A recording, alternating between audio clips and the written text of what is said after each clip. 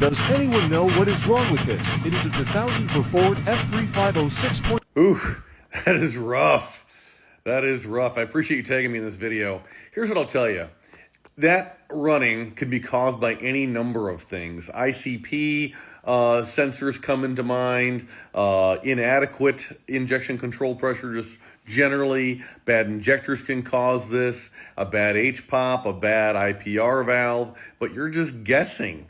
Your only way to not guess is gauges. We need numbers. So you can have an Edge Insight CTS3 if you want. You can have a Scan Gauge 3 if you want. You can have a little Elm device here, a little Bluetooth reader with a Torque Pro or 4Scan app. Even if you've rented our FICM tuner and you happen to have that, any device that allows you to see what your readings are is what you want to do. So the first thing to do is you want to see, hey, is my ICP sensor good? And so you go ahead and you pull if it's a late build truck, you can go ahead and you can pull the electrical connector off of the ICP valve, look for oil, look for any kind of signs of obvious chafing in the wires, all this kind of stuff. You can look for chafing on your IPR valve.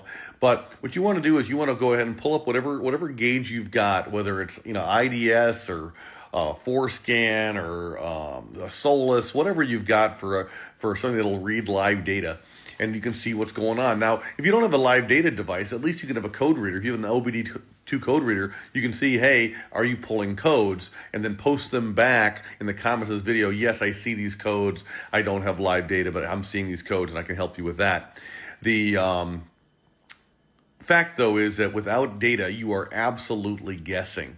And we don't want to guess. But step one, let's see what your ICP voltage is, key on, engine off. It should be 0.2 to 0.25, very commonly 0.24, okay? So is my sensor itself good, okay? Then during idling, it should be about 0.931, something like that.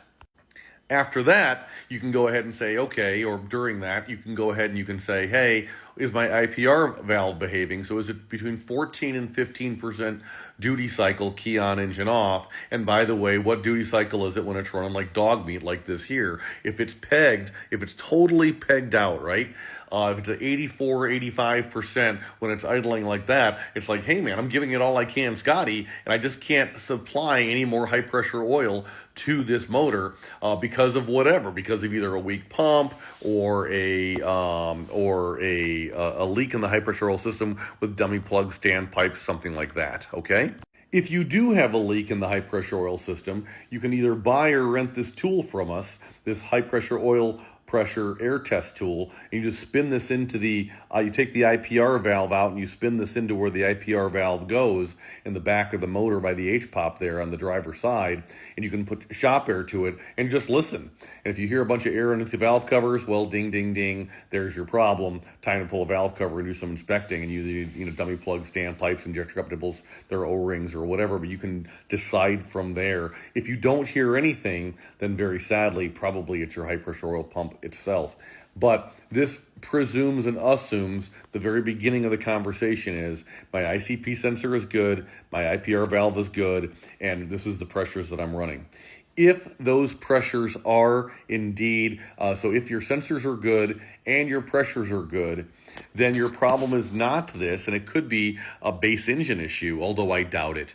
But your way to find that out is to use the remote start engagement wire. Yeah, we're talking about the thing about the length of your pinky by the passenger side under the hood of the truck, and you can go ahead and you can disconnect that little, you can shut off the truck obviously, but disconnect that little electrical connector just in front of the blower motor on the passenger side and just touch the one end to the battery, to the positive terminal of the battery, and just spin over the truck, because by touching it on there, you'll engage the starter and you can hear, is this motor running smoothly or is it undulating? If it's running smoothly, your base engine is good.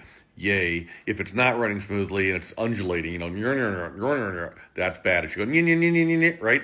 So if it's doing the latter, life is good. If it's doing the former, life is bad, but at least you'll know what's going on. If you do need a motor, and I seriously doubt you do, we got you.